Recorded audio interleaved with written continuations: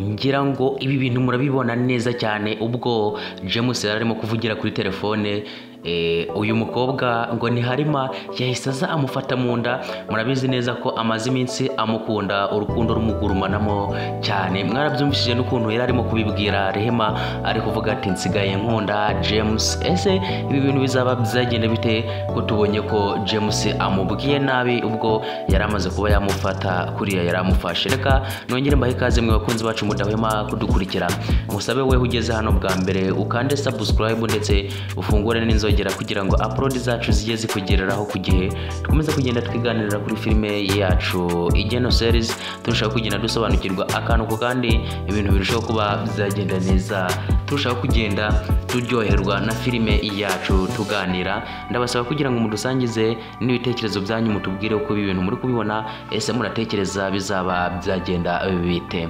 Ngira ngo rero kubera ko Rehema akundana na James, ubwo Harima yamubwiraga ko akunda James, mwabonye ukuntu yamangiye yamumwangisha, ariko murabyumviye nubwo yari ari kuganira na James aramubwiye ati ka Harima kari karimo kumbwira ngo karagukunda ngo karaguhengamiye, atariko nari ndi kukareba nkumva nakarukaho bitewe n'ibyo kari kumbwira. Ati rero kazibeshe nzagakuramo iyo kotsa. Ese bizaba bizagenda bite ko tubona ko uyu mukobwa ngo ni Harima akunda uyu musore James? Bizaba byaherera he guys?